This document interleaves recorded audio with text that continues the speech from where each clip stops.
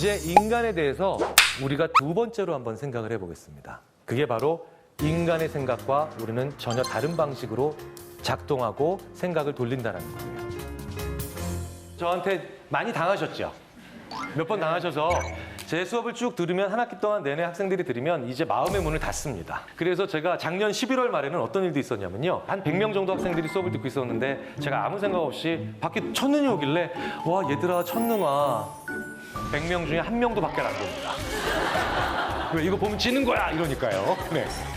자, 그래서 이런 실험들은 이런 간단한 실험은 학기 초에 해야 됩니다. 바로 이런 거예요. 자, PC와 노트북, PC와 고양이 어느 게 더 서로 유사한가요? 당연히 PC와 노트북이죠. 이제 저희 함정에 들어오신 거예요. 절반 정도 다시. 제가 회심의 미소를 짓습니다. 자, 그럼 학생들한테 제가 다시 물어보겠죠. 이쪽에 있는 학생들한테 이렇게 얘기합니다. 너희들은 PC랑 노트북 사이의 차이점을 2분 동안 최대한 많이 써봐. 이렇게 얘기합니다. 그리고 이쪽에 있는 학생들한테는요. 너희들은 2분 동안 PC랑 고양이 사이의 차이점을 최대한 많이 써봐. 이러면 PC랑 노트북 사이의 차이점을 써야 되는 친구들은요. 불이 나게 쓰기 시작합니다. 배터리가 있고 없고 키보드가 사이즈가 다르고 막 씁니다. 근데 PC랑 고양이 사이의 차이점을 써야 되는 친구들은요.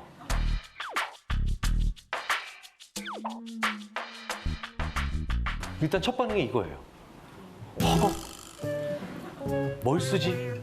일단 이건 씁니다. 생물, 무생물. 그 다음에 쓸 게 없어요. 그래서 어떤 친구가 이렇게 씁니다. 고양이, 귀엽다. 이렇게 쓰면 옆에 있는 친구가 이럽니다. 요즘은 PC도 귀여운 거 많어. 아, 그런가? 이거 뺄까? 막 이럽니다. 재밌는 건 더 유사하다라고 생각한 것 사이에서 차이점을 더 많이 느낍니다. 진짜 다른 것 사이에선 차이점을 못 느껴요. 사람도 마찬가지예요. 나랑 진짜 다른 사람 있죠? 내 가족, 내 동료, 내 직장에서 만나는 상사부하 나랑 진짜 다른 것 같은 사람. 그래서 내가 너무 다르다. 난 이렇게 이 사람이랑 다를까? 쟤는 왜 이렇게 나랑 다른 생각하는 거야? 이 사람들이 뭐예요? 나랑 진짜 비슷한 게 많은 사람들이에요. 진짜 다른 사람끼리는 다르다는 얘기를 못 해요. 생각해 보세요. 우리나라랑 일본의 차이점을 얘기하는 건 쉬워요. 하지만 우리나라와 파푸아뉴기니의 차이점을 쓰라 그러면 사람들이 뭘 쓰려는 거야? 못 씁니다. 굉장히 동질적인 사람들끼리 차이점을 많이 느낄 수 있어요. 그래서 어떤 사람과 다르다라고 느끼시잖아요. 그게 진짜 같은 점이 많기 때문입니다. 자, 그러니까 우리 인간은 참 재밌게도 우리가 잘 놓치고 있는 구석들이 많아요.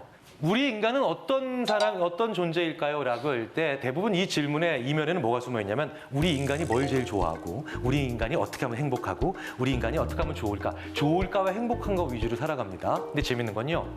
심리학자들한테 물어봤을 때 인간이 뭘 좋아하느냐만 가지고요. 대답이 좀 갈려요. 다른 우리나라 심리학자들 중에 행복에 관련된 인간이 뭘 제일 좋아하느냐 이거 관련된 연구하는 분 중에 되게 유명한 분 한 분이 인간이 제일 행복할 때가 언제느냐 관점과 마음이 바뀌어서 새로운 깨달음에 도달할 때래요. 근데 또 행복을 연구하는 또 다른 심리학자 한 분이 이렇게 얘기하세요. 나는 그렇게 생각하지 않는다. 인간이 그렇게 너무 관념적이지 않다. 마음을 바꿔서 새로운 깨달음에 도달하는 것보다 더 중요한 건 내가 좋아하는 사람이랑 맛있는 거 먹을 때다. 이게 진짜 인간의 행복이다. 이렇게 또 얘기하세요. 근데 또 어떤 한 분은 또 이렇게 얘기하십니다. 야, 그것보다 더 중요한 건 인간은 언제 제일 행복한 거냐? 터치할 때야. 인간의 모든 애착은 어디서 형성되는 줄 알아? 감촉이야, 감촉. 터치야. 심리학 연구가 다 그거 얘기한 거야. 그러니까 한 분은 마음, 관점을 바꿔서 깨달음 도달할 때, 한 분은 좋아하는 사람과 맛있는 거 먹을 때, 한 사람은 터치라고 얘기를 합니다. 근데 재밌는 건 이 세 분이 전부 다 저랑 친한 선배 심리학자들이에요. 그래서 제가 어떤 강연 장소에 갔는데 앞선 세 분이 벌써 얘기 다 하나씩 다 하고 가셨어요. 그래서 저는 제가 나중에 맨 마지막에 섰을 때 저 잘못된 얘기하면 이 세 분 중에 한 분 편드는 게 되잖아요. 그래서 제가 난감해서 이렇게 얘기했어요. 사람이 좋아하는 사람과 맛있는 거를 먹고 그 와중에 터치가 일어나서 관점이 바뀌면서 새로운 깨달음에 도달할 때 인간이 제일 행복합니다. 제가 그날 이후로 한국 심리학계의 비겁의 아이콘이 됩니다. 인간이 뭘 좋아하고 언제 제일 행복하냐에 따라서는 관점이나 생각이 좀씩 다르세요. 예. 근데요, 재밌게도요, 인간이 제일 싫어하는 게 뭐냐는 오히려 대답들이 다 똑같습니다. 그게 바로 뭐냐? 불안이에요. 인간은 불안을 제일 싫어합니다. 고통도 있고 슬픔도 있고 외로움도 있고 분노도 있는데 왜 제일 싫어할까요? 이 불안은요, 모든 물리학적인 총량의 법칙을 거스르면서도 인간을 힘들게 만드는 어마어마한 힘이 있기 때문에 인간이 그래서 제일 싫어하는 겁니다. 왜? 불안한 상태에서 괴롭거나 불안한 상태에서 고통받거나 불안한 상태에서 슬프면 그 물리적 크기가 몇 배가 아니라 몇십 배까지도 더해지는 게 얼마든지 가능하기 때문이죠. 그래서 인간은 불안을 제일 싫어합니다. 바로 보여드릴게요. 왜 그런지. 자, 학교 다니실 때요. 1980년대 고등학교 다니셨던 분들은 이 경험 많이 하셨을 거예요. 학생 중에 무서운 선생님 한 분이 이제 항상 이렇게 몽둥이 하나 들고 교문에 서 계시죠. 그리고 여기에는 되게 이제 좋은 말인데 무서운 말이 써 있죠. 사랑해. 네, 써 있죠. 6시 반에서 7시 사이에 교문에서 정위치하고 계시고 수많은 이제 학생들이 말죽거리 잔혹사에서나 보이는 그런 장면들이 각 학교에서 펼쳐집니다. 특히 남학교 위주로. 수많은 불량 학생들이 선발되죠. 너 두발 불량, 너 복장 불량, 넌 그냥 불량. 네, 이렇게 선발됩니다. 그러면 학교마다 진풍경이 벌어지죠. 10명 정도의 학생이 엎드려 뻗쳐야 하고 있고 그 다음에 학생주임 선생님께서 이 나쁜 놈들, 이 정신 차려, 10대씩 맞아라. 뭐 이런 풍경이 벌어지죠. 자, 그러면 만약에 10명의 학생이 엎드려 뻗쳐하고 있는데 한 학생한테 10명씩 때리신다면 이 선생님께서는 총 100대를 때리셔야 됩니다. 프로야구 이승엽 선수 탈진이에요. 이거 보통 에너지가 아니에요. 그러니까 물리학적으로 보나 생체 역학적으로 보나 언제 맞는 게 제일 유리합니까? 첫 번째입니까? 마지막입니까? 마지막이죠. 하지만 잘 아실 거예요. 맨 마지막에 맞는 게 물리와 생체 역학적으로 보면 제일 유리하겠지만 심리학적으로 보자면 자살행위입니다. 왜? 맨 마지막에 맞는다는 건요. 이 선생님은 탈진한 선생님의 91번째 스윙이겠지만 이 학생은 첫 번째 빠따가 자기 히프에 도달하기도 전에 이 친구는 이미 심리적으로 사망한 상태예요.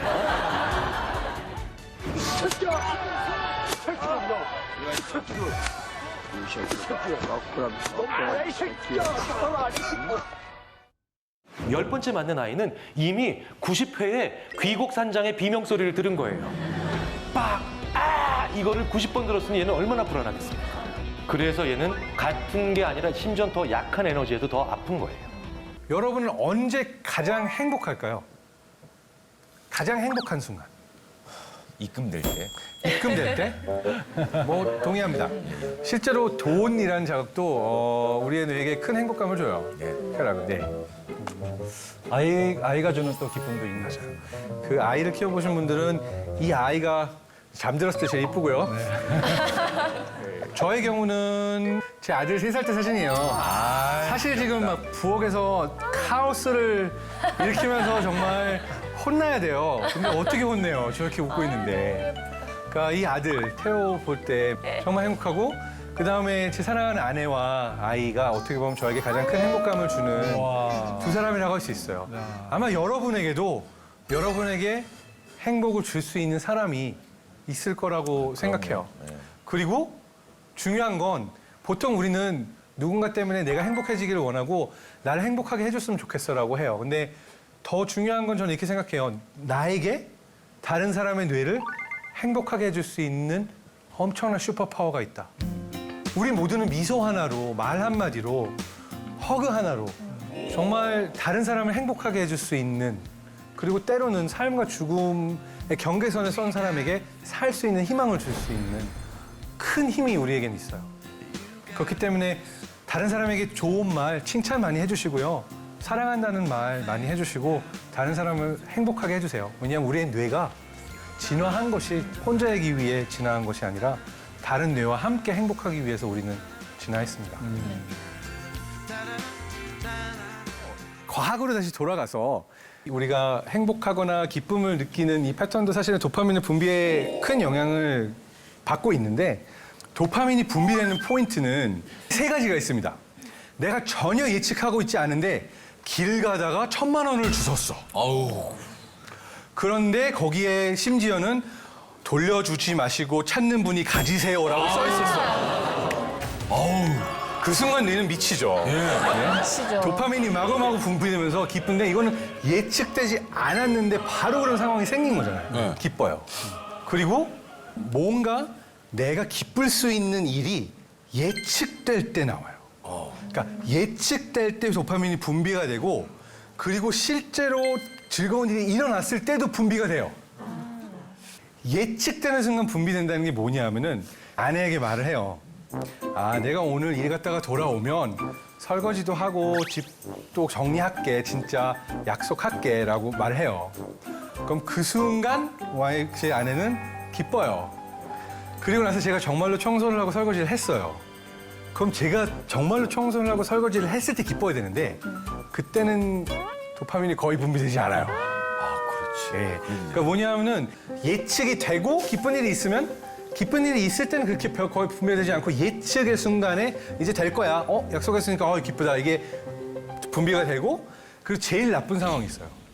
예측을 줬는데 예측한 일이 일어나지 않았을 때 그때는 네거티브로 갑니다. 좋지 않은 감정이 생기죠. 근데 이 예측되는 것 자체를 다르게 우리가 해석해 볼까요? 그러니까 예측이 된다는 거는 뇌가 길을 맞는 거잖아요. 이미 여기서 여기로 길이 가는 거고 요 점이 있고 요 점이 있고 예측이 된 거예요. 일종의 믿음이 형성됐다고 볼 수가 있는 거예요. 그리고 뇌는 많은 것들을 믿고 있어요. 그러니까 뭐냐면은 밝은 곳에 있다가 어두운 곳에 가면은 물리적으로는 얼굴의 색깔이 어두워지잖아요. 그렇다고 우리가 지금 인종이 바뀌는 건 아니잖아요. 그러니까 그림자가 어두운 곳이기 때문에 색이 전체적으로 어두워진다는 것을 아는 거잖아요, 내가. 이것은 경험을 통해서 학습을 하고 아까 말한 것처럼 길이 만들어진 건데 결과적으로는 그게 어떤 말하지 않아도 되는 믿음처럼 돼서 뇌가 아예 우리에게 의식적으로 이걸 생각하게도 만들지 않아요. 거의 자동으로 인지를 해요. 이게 중요한 이유는 플라시보 효과와 관련된 거예요. 플라시보 효과가 다른 말로 하면 믿음의 힘이에요. 뇌가 어떠한 일이 일어날 거다. 그것이 내 몸에 어떠한 작용을 할 것이다 라고 믿는 순간 내 몸이 물리적으로, 신체적으로 실제로 그런 반응을 보입니다. 그러니까 만약에 우리가 침을 맞으면 그 침이 정말 효과가 있는 걸까? 침이 효과가 있다고 믿어서 그런 걸까? 밝혀지지 않은 침의 원리에 대해서는 일단 보류해두고 밝혀진 부분은 재밌는데 그게 바로 믿음이에요. 침을 맞으면 나을 거다라는 믿음 자체가 정말로 낫게 하는데 그게 실제로 세계보건기구나 아니면 다른 많은 연구자들이 보이기를 나에게 효과가 있다라고 믿고 맞으면 정말로 효과가 있어요.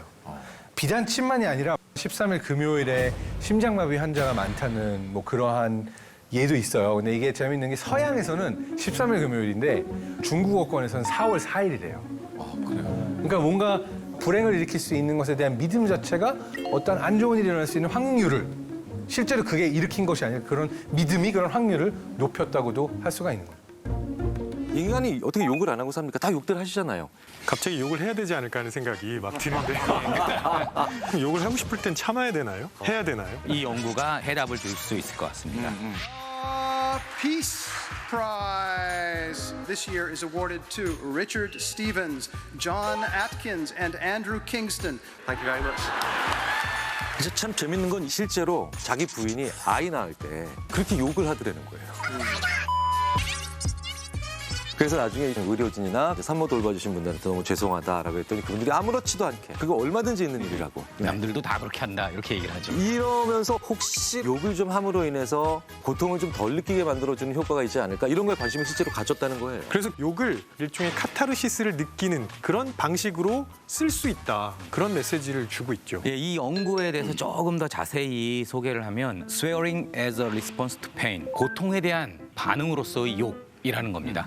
연구 자체는 상당히 간단합니다. 아주 차가운 물에 손을 담그게 했을 때 욕을 하게 하고 욕을 하지 않게 하고 찬물에 손을 담근 사람들이 과연 얼마나 오래 버티는지에 대해서 측정을 하고 얼마나 고통스러웠다라고 보고를 합니다. 동시에 심박수가 어떻게 변하는지, 즉 맥박이 얼마나 더 빨리 뛰게 되는지 그런 것들을 알아봤습니다. 그 결과 고통스러운 조건에서 욕을 하는 경우에는 더 잘 참게 되고 덜 고통스럽게 느낀다. 그리고 이런 효과는 여자들의 경우에 조금 더 낫더라. 다시 주댕이로 족구하고 앉아있네 이 천만한 것들이. 일반적으로 남자들이 더 욕을 많이 합니다. 그 욕을 하는 게 사회적으로 조금 더 용인이 되는 편이기 때문에. 그럼 네 마음을 어떻게 알아 이 X 같은 거라. 이런 그지 같은 거나 말을 해. 상대적으로 욕의 효과가 감소되는 거 아닌가 이렇게 생각해 볼 수 있습니다. 그러니까 그래서 이제 약을 많이 안 드셔본 분들이 약발이 잘 예, 그렇죠. 딱 받는다라는 그런 얘기. 얘기를 하는 것과 똑같은 얘기네요. 그렇죠. 실제로 습관적으로 욕을 하시는 분들은 고통스러운 상황에서 욕을 해도 그 효과가 확실하게 떨어지고요. 그리고 굉장히 절망적인 쪽으로 자꾸 상상하시는 분들은 효과가 별로 없다는 이야기도 논문에 나오고 있습니다. 당신이 낙관적인 사람입니까? 라고 했을 때 좀 그런 편입니다 하는 분들은 어려운 일이나 좀 고통스러운 일 있을 때 에이 하면서 욕을 좀 하시는 게 꽤 괜찮을 수 있죠. 게다가 이분은 욕 연구의 대가예요. 2009년부터 한 10년 동안 내내 욕 연구만 하고 있습니다. 연구의 절반이 다 욕과 관련된 연구. 운동을 할 때 욕을 하면 훨씬 더 내가 힘을 많이 줄 수 있습니다. 부글부글 끓으면 욕을 더 유창하게 한다. 열받게 하면. 네, 그렇죠. 예. 둘 다 비디오 게임을 시켰는데 한쪽은 1인칭 슈팅 게임이에요. 그래서 누군가를 계속 쏴야 되는, 다른 쪽은 골프 게임을 시켰습니다. 그랬더니 슈팅 게임을 시킨 쪽이 욕을 훨씬 더 유창하게 합니다. 그러니까 외국어 욕을 하면, 손가락 욕을 하면 고통이 감소될까? 별 의미가 없다는 거죠. 네. 그리고 욕은 새로운 느낌을 주기도 하고 재미있는 감정을 불러일으키기도 한답니다. 그래서 파우치라는 단어하고 트위치 파이프라는 단어를 만들었는데 Fouch, twist pipe. Fouch, twist pipe. 새로운 욕은 효과가 없습니다. 그래서 욕은 대부분 사회에서 금기시되는 욕 좀 해봐 나 낙인 찍는 단어입니다. 이런 싸가지 없는 개 호로 그런 단어로 만들어져 있습니다. 습관적으로 욕을 잘하는 사람들, 그런 사람들이 일반적으로 어휘력이 상당히 떨어집니다. 욕을 한마디 딱 내뱉어 버리면 내 감정이 다 한 번에 전해져 버립니다. 그러니까 굳이 다른 언어를 쓸 이유가 잘 없죠. 한편으로는 습관적으로 욕을 하시는 분들이 언제 욕을 하냐면요. 물리적인 지위건 사회적인 지위건 간에 주로 아랫사람들한테 하죠. 저권력자라고 하죠, 심리학에서. 저권력자에게. 그 과정에서 엄청난 우월감을 느낍니다. 진짜로 자기가 우월하다라고 판단하는 사람들은 욕을 안 합니다. 자기가 우월하다는 자신이 없는 경우, 그래서 인위적으로 그걸 만들어내려고 센 척하는 게 바로 이제 욕으로서 나타나게 되는 거죠. 그래서 그거에 도취돼 버리면 굉장히 위험합니다. 그게 또 왜 위험하냐면 자기가 정말 잘해야 되고 잘 보여야 되는 그 사람 앞에서 체력을 완전 상실한 날 자기의 습관화된 욕이 확 하고 나오더라고요.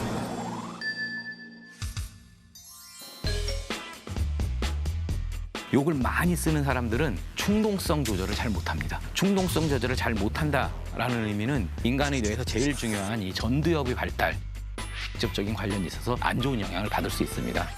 근데 욕을 계속 듣게 되면 전두엽이 기능이 위축되는, 그래서 뇌에도 상당히 안 좋은 그런 영향을 줄 수 있다. 그러니까 서로 욕을 많이 하는 것들, 이런 것들은 정말로 좋지 않다. 심지어 그냥 듣는 거, 리스닝하는 것만으로도 아주 안 좋은 효과가 있는 경우가 있죠.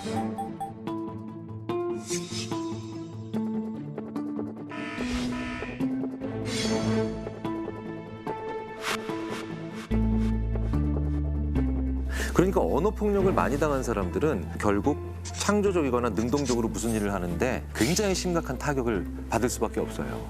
자, 그러니까 내가 부모이든 아니면 선생님이든 아니면 직장의 상사든 욕을 함으로 인해서 사람을 단기적으로 움직일 수 있을 거라고 하는 근시안적 관점을 절대 오래 가지시면 안 됩니다. 욕을 하는 사람은 깊게 생각 안 하고 욕합니다. 근데 욕을 듣는 사람은 그걸 자기한테 투영해서 해석하잖아요. 주먹으로 때리는 거나 똑같은 짓이죠, 그거는. 그래서 그런 부분을 꼭 신경을 써야 되는 게 맞고, 그래서 지금 구분을 해야 되는 게, 저희가 지금 계속 욕의 긍정적인 기능을 이야기해 왔는데요. 욕의 긍정적인 기능은 일종의 카타르시스를 느껴서 자기의 고통을 덜어주는 거고요. 이걸 남에게 하는 건 전혀 다른 얘기거든요. 그건 완전히 부정적인 기능이죠. 그래서 욕은 가급적이면 안 하는 게 훨씬 좋습니다. 인간이 고통에 대한 버틸 수 있는 내성이 강해질 때가 부모님과 자식, 가족 생각하고 있을 때 버틸 수 있을 가능성이 크거든요. 그렇게 가족 생각으로 잊어보는 것도 하나의 방법일 것 같아요. 그러니까 우리는 고통을 느끼면 아프면 아프다라고 표현하게 해줘야 되는데 그렇지 않기 때문에 점점 더 고통스러워지는 그런 상황이 아닐까 싶고요.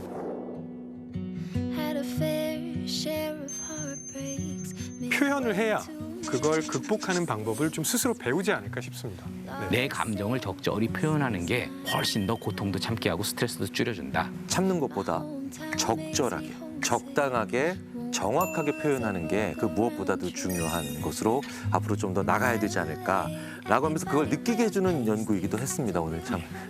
자, 그러니까 어쨌든 IQ, 기억력, 연산력 이거 크게 잘 안 변합니다. 두 번째, 뭐가 잘 안 변하느냐? 아까 말씀드렸죠. 성격이 진짜 안 변합니다.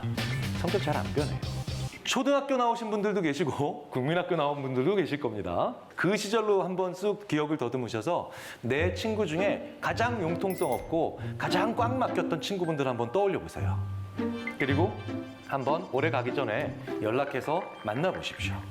지금 만나시면요, 그분들은요 더 융통성 없어요. 격창호돼 있습니다. 중학교나 고등학교 다니셨을 때 내 친구 중에 제일 잔머리 많이 들리고요. 그다음에 일확천금 좋아했던 친구분들 한번 떠올려 보세요. 그분들은 지금 연락해서 만나시려고 하면요, 연락이 잘 안 돼요. 사람 잘 안 변합니다. 왜냐하면 이 두 가지는요, 상당 부분을 우리의 부모님한테 받아서 태어나요. 즉 유전적인 영향이 강하다는 거죠. 실제로 행복을 연구하는 심리학자들 중에 꽤 많은 분들이 행복한 사람들은 타고난다는 이야기까지 합니다. 좀 슬프시죠? 우리 몸 안에요, 5AH라고 하는 유전자의 돌연변이가 있어요. 그런데 이게 아난다마이드라고 하는 신경전달 물질의 생성과 관련있습니다. 원래 5AH는 아난다마이드를 억제하는 거였거든요. 그런데 이게 돌연변이가 일어나다 보니까 오히려 생성을 도와주는 역할을 해요. 그런데 이 아난다마이드가 많으면요, 쉽게 말씀드릴게요, 덜 불안해요. 덜 고통스럽고요. 그렇기 때문에 약물 중독에 걸릴 확률도 적습니다. 자, 한마디로 뭡니까? 행복에 유리하겠죠. 그런데 이게 있어야 되는 단위 면적당 비율이요, 민족마다 차이가 나요. 14%밖에 안 되는 사람들이 있습니다. 그런 민족이. 대표적으로 중국의 한족이에요. 우리랑 굉장히 유사하죠, 유전적으로. 그런데 이게 21% 정도 되는 분들이 계십니다. 이게 북유럽 계열의 백인들이에요. 네. 이게 무려 45%나 있는 분들이 있어요.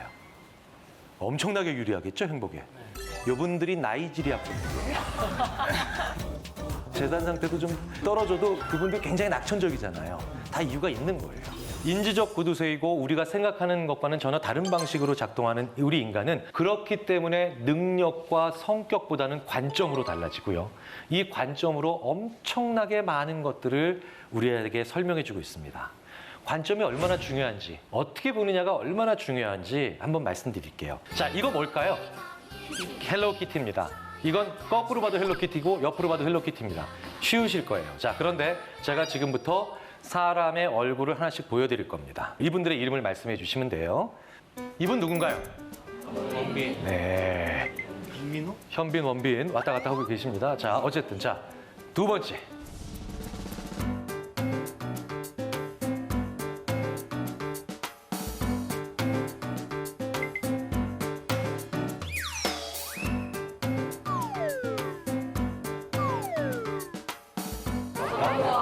네, 의견이 갈리죠. 그리고 더 재밌는 건 지금 여기 계신 분들은 자기의 관점을 원래 얼굴을 봤던 관점으로 돌리시기 위해서 계속 이러고 계세요. 이러고 계시거나. 그렇죠? 네, 계속 돌리고 계세요. 자, 이제 원래대로 한번 보겠습니다.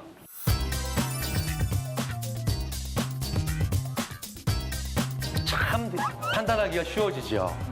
자, 판단해 주시죠. 보세요. 인간과 관련된 것일수록 관점이 바뀌면 판단하기가 힘들어져요. 아까 그 헬로키티는 아무리 뒤집어도 여전히 헬로키티입니다. 그렇죠? 근데 재밌는 건 인간에게 가장 인간과 관련된 자극은, 시각 자극은 얼굴이잖아요. 이 얼굴만큼은 돌리면 누군지 잘 모르게 돼서 우리는 이걸 보실 때 대답을 하시기 위해서 굉장히 많은 분들이 이게 뭐예요? 관점을 원래 내가 익숙한 관점으로 자꾸 바꿔보시려고 하셨던 거예요.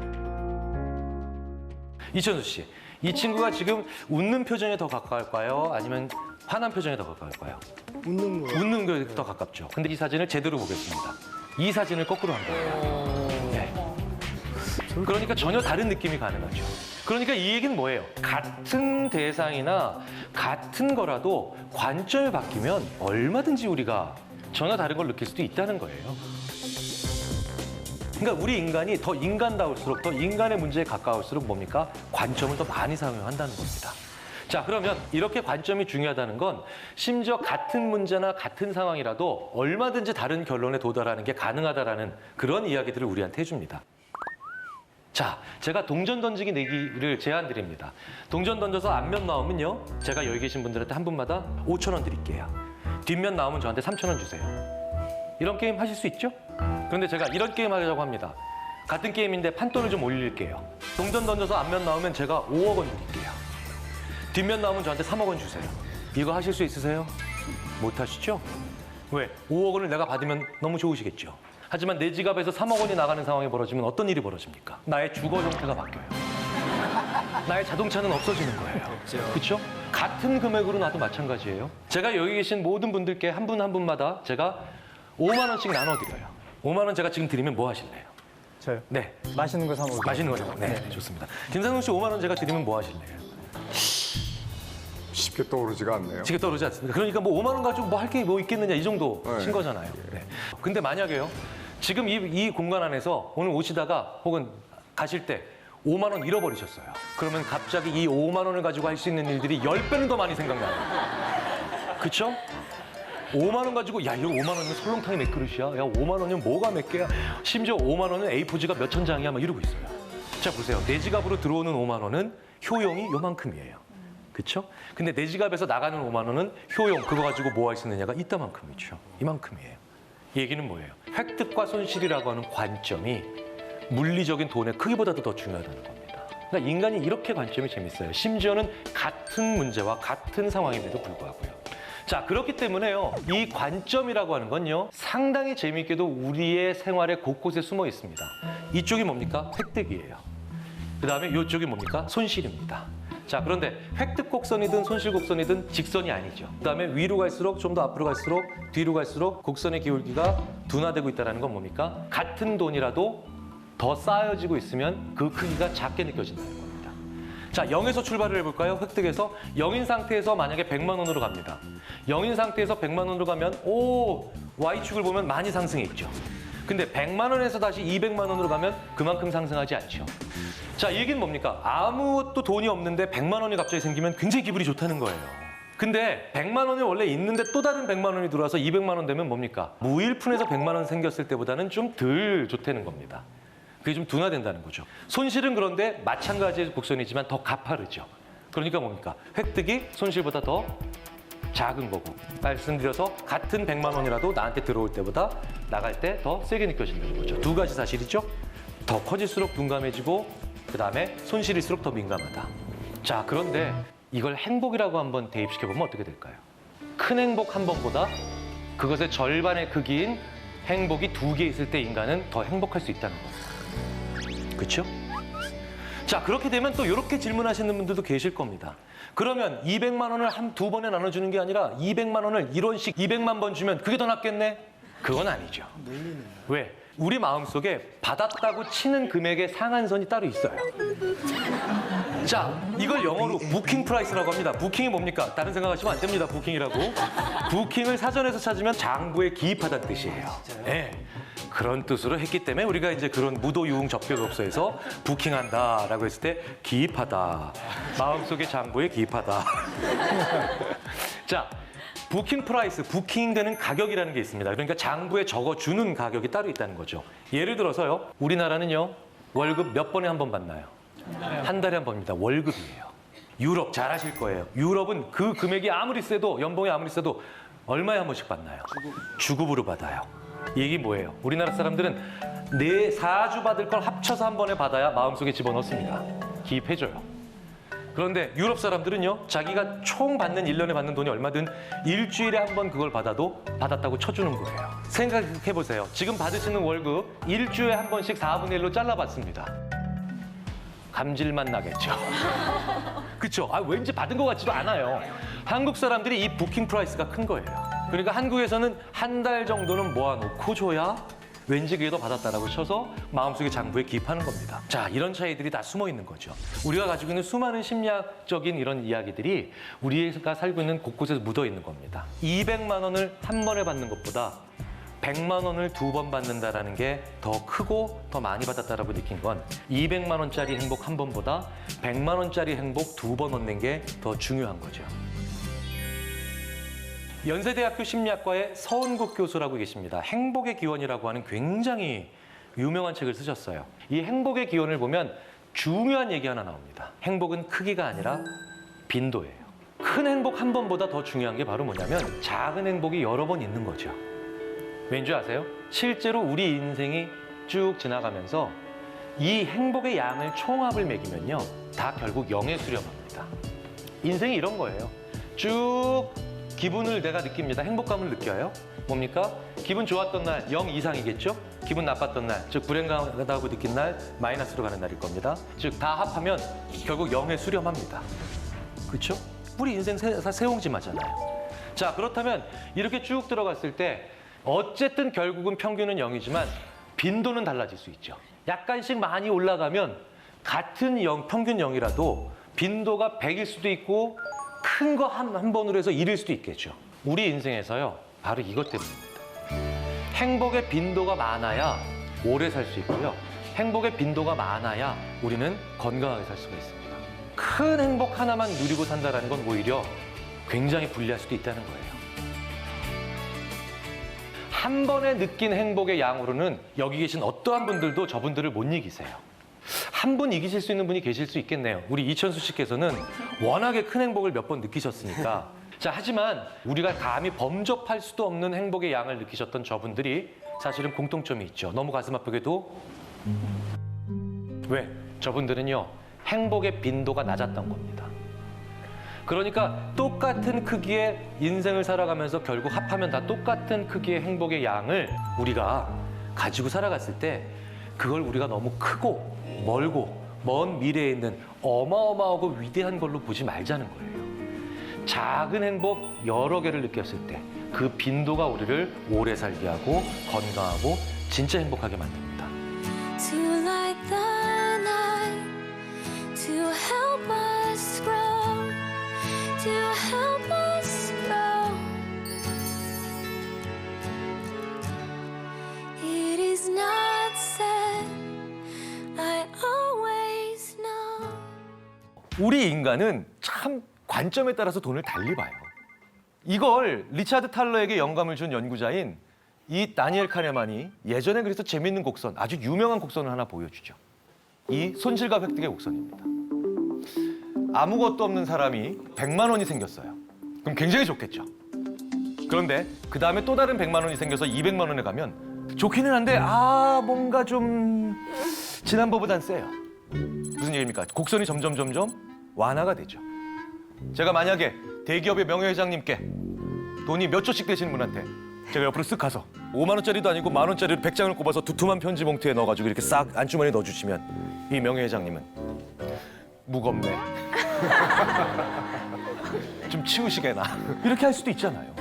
그래서 사람은 같은 금액이라도 이렇게 더 많아지면서 더 둔감됩니다. 손실도 마찬가지예요. 근데 손실은 문제가 하나 있죠. 급격하게 기울기가 기울어요. 그래서 우리는 같은 금액이라도 100만 원의 획득보다 100만 원의 손실이 훨씬 더 그 금액이 크게 느껴지죠. 제가 누군가에게 200만 원을 줘야 됩니다. 이 그래프에 의하면 100만 원으로 2번 주는 게 나을까요? 200만 원 한 번에 주는 게 나을까요? 그렇죠. 100만 원으로 2번 주는 게 낫죠. 왜? 생각해 보세요. 아무것도 없는 상태에서 100만 원 주면 요만큼 좋아하죠. 그리고 좀 이따가 다시 100만 원 주면 다시 또 그 칸만큼 좋아하죠. 200만 원 한 번에 주면 그 높이가 그만큼 상승하지 않잖아요. 그래서 인간은 작은 행복을 여러 번 느끼는 게 제목이 여러 개라서 좋을 수밖에 없어요. 네. 좋아, 그러면 한 번에 주지 않고 100만 원을 2번 나눠주면 좋아한다 그러니까 1원을 200만 번 주면 어때? 짜증나죠? 아니, 돈 갚을 때도 그런 친구들 있어요. 10만 원 빌려줬는데 5천 원씩 20번 갚는 친구들 있어요. 예. 근데 왜 이런 거는 별로 안 좋아하느냐는 거죠. 우리 마음에는 부킹 프라이스라는 게 있어요. 그러니까 부킹 프라이스는 뭡니까? 내 마음의 장부에 기입할 수 있는 가격이죠. 받았다고 치는 최저 금액이에요. 이런 거 있잖아요. 삼촌이 세뱃돈을 줬는데 500원 줘요. 그럼 우리 받았다고 안 쳐요. 아이. 그쵸? 그거보다 더 적게 받으면 사람들이 불만족하다는 거예요. 짜증난다는 거예요. 그러니까 그 부킹 프라이스를 넘어서는 수준으로 줘야 되겠죠. 여기서 재미있는 국가별로 차이가 벌어지죠. 자, 우리나라는 얼마 만에 한 번씩 급여 받습니까? 한 달에 뭐 월급제죠. 그런데 꽤 많은 유럽 국가들은요, 주급제예요. 지금 급여 생활하고 계시는, 봉급 생활하고 계시는 분들한테 여쭤볼게요. 일주일에 한 번씩 4분의 1로 잘라서 나눠줘요. 짜증나죠. 받은 것 같지도 않죠. 제목의 개수가 한계라는 거죠, 월급은. 근데 4번 내로 나눠 받아도 괜찮다는 건 이 사람들이 제목이 더 많은 거예요. 돈의 제목이. 그래서요, 특히 북유럽 사람들은 저희가 보기엔 작은 걸로도 많이 행복해요. 왜? 주급받아서 그때 뭐하고, 주급받아서 뭐하고 하는 거야. 사실은 그러니까 이 사람들은 한 달에 4번 기분 좋아지잖아요. 부킹 프라이스를 좀 낮춰야 돼요, 우리가. 사실은 행복해질 수 있는 중요한 방법 중에 하나가 바로 나를 행복하게 만들 수 있는 작은 것들의 리스트가 많아야 된다는 겁니다. 그래서 재밌는 연관성이 있죠. 위시리스트 아시죠? 위시리스트를 받아보면 우리나라 사람들은 위시리스트가 다 이거예요. 빌딩, 건물주. 네. 그렇죠? 사실 자질구레한 여러 가지를 위시리스트로 가지고 있는 사람들일수록 부킹 프라이스가 작겠죠. 내가 1,000원짜리 뭘 먹어도 행복하고 그 다음에 5,000원 정도 되는 음식을 뭐 하나들 맛있게 먹을 수 있는 사람들은 내가 1,000원, 5,000원 받을 때마다 그래도 장부에 기입한다는 거예요. 받았다고 친다는 거죠. 그러니까 만족과 행복의 빈도가 높아지잖아요. 행복은 강도가 아니라 빈도라는 거지 않습니까? 그래서 내 위시리스트를 한번 확인해 보실 필요가 있어요. 플로리다 대학의 로이 바우마이스터라는 교수가 굉장히 재미있는 연구를 하나 해서 사람들한테 보여주죠. 자, 이 그래프는 뭐냐면요. 우리 일상생활에 있는 상당히 많은 다양한 일들이죠. 왼쪽에서 오른쪽으로 갈수록 욕구의 강도예요. 수면, 중요한 욕구잖아요. 잠 안 자면 큰일 나지 않습니까? 섹스 없으면 큰일 나죠. 생각해보세요. 그럼 멸종하잖아요. 그렇지 않습니까? 예. 인간의 사망 원인들의 대부분이 저기 관련돼 있잖아요. 그러면 Y축은 뭘까요? 세상이 그 욕구를 해결하는 데 방해하는 정도예요. 세상이 야, 충족시키지 마, 포기해 라고 강요하는 정도입니다. 생각해보세요. 일한다고 방해하는 세상은 없잖아요. 해, 계속 해. 방해 안 합니다. 예. 그런데 담배는 이제 꽤 방해하죠. 그렇죠? 자, 그러니까 인간에게 제일 중요한 건 사실은 요 부분에 있는 욕구들이죠. 제일 많이 방해를 받는다는 거잖아요. 그러면서도 내가 자꾸 조절을 하고 있죠. 대표적인 게 수면이잖아요. 근데 나머지 하나가 비어 있죠. 그게 바로 여가예요. 이 얘기는 뭐예요? 우리가 돈을 어디다 제일 안 썼냐는 거죠. 여가에. 그런데 오히려 우리는 미디어 시청, 술, 식욕, 커피, 일 이런 것들에 돈을 쓰는 건 마다하지 않지만 내가 여가를 즐기는데 돈을 쓰면서도 그걸 낭비라고 생각하거나 불필요한 돈이라고 생각하는 경우가 많다는 거죠. 여가에 돈을 쓰셔야 되는 건 우리가 죽지 않기 위해서입니다. 나를 살게 하는 욕구들입니다. 돈 많으면 좋잖아요. 심지어 옛날에는 이런 광고 카피도 있었죠. 부자 되세요. 그렇죠? 그러니까 부자는 행복할 거라고 하는 가정이 있는 거죠. 그런데요, 심리학자들이 그렇게 연구를 해봐도 부자가 더 행복하다는 근거는 없습니다. 그런데 여기에는 부자들이 치를 수밖에 없는, 그분들이 치를 수밖에 없는 형벌이 있기 때문이에요. 자, 자녀분이 딱 태어나서 이제 아빠랑 얘기도 할 수 있고 막 이렇게 될 때 어떻게 살으라고 하셨어요? 착하게 살아라, 이기적으로 살아라. 어떻게 가르치겠습니까? 착하게 살아라. 네? 따뜻한 사람이 되라, 차가운 사람이 되라. 어떻게 사시겠습니까? 따뜻한 사람. 노력해라, 일확천금을 노려라. 어떻게 사시겠어요? 물론 노력을 하다가 일확천금이 되면 상관이 없지만 생각해보세요. 세상에 어떤 아빠도 아이한테 이렇게 가르치지는 않습니다. 인생 한 방이다. 야, 다 필요 없어. 언젠간 한 방 터뜨리면 되는 거야. 이러면 타짜 키우는 거죠. 그렇죠? 그런데요, 큰 부자들이 아이와 말을 하면서 많이 가르치는 게 남을 믿지 말라는 얘기를 합니다. 남을 잘못 믿어서 무언가를 뺏기면 너무 크게 잃거든요. 그런데 중요한 건요. 이건 평범한 우리들도 마찬가지라는 거예요. 갑자기 큰 돈 가지는 가장 쉽게 떠오르는 방법이 뭐세요? 복권이죠. 네. 복권 당첨되면 뭐부터 바꾸실래요? 집, 차. 복권 당첨자들의 절대 다수가 제일 먼저 바꾸는 게 배우자입니다. 배우자입니다.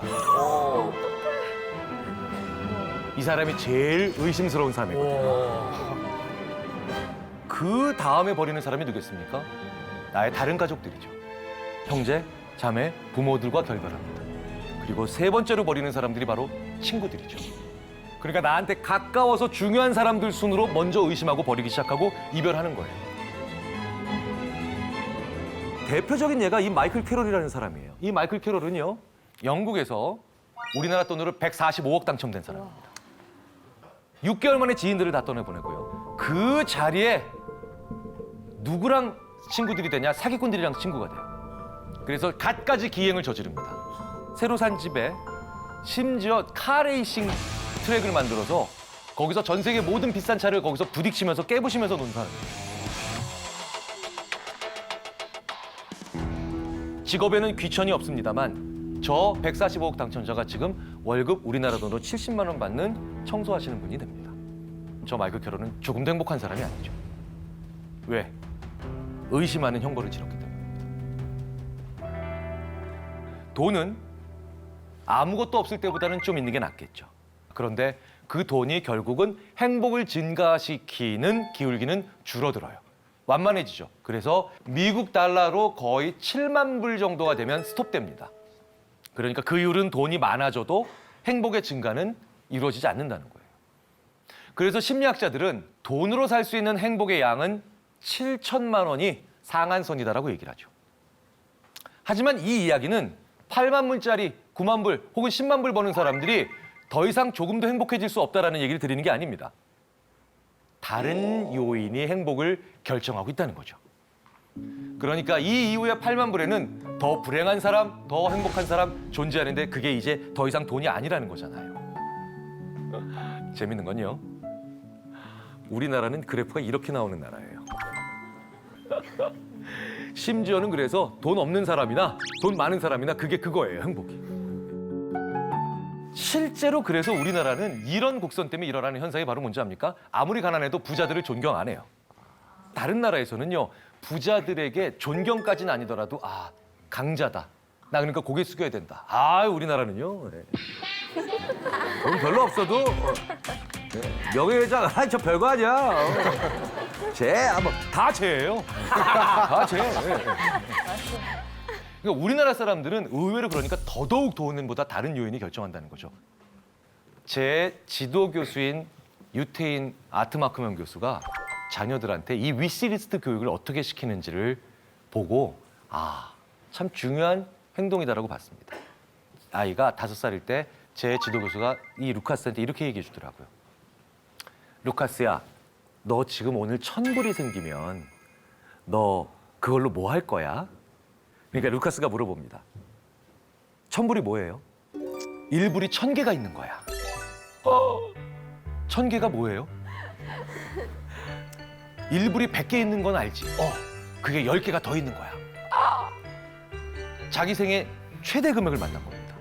그래서 이 1,000불을요, 어떻게 쓸지를 이틀 동안 글짓기를 하더라고요. 나의 친한 마이클한테 눈깔 사탕 3개.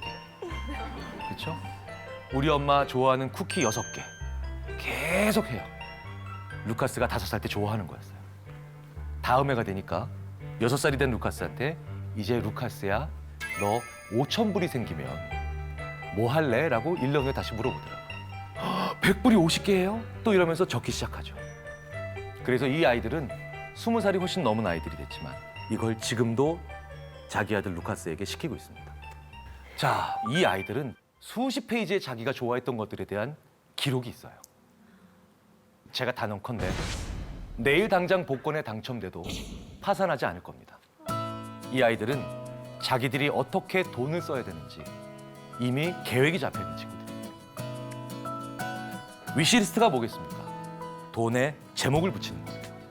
그 돈의 제목 하나하나가 정말 나한테 의미 있는 것일 때 나는 심지어 복권에 당첨된다고 해도 파산되지 않을 정도의 나의 인생의 계획을 만드는 겁니다. 오늘 당장 큰 돈, 즉 복권에 당첨됐다라고 생각해 보십시오. 그리고요, 1시간만 투자하셔서 내가 그걸로 뭐 할지를 적어 보십시오.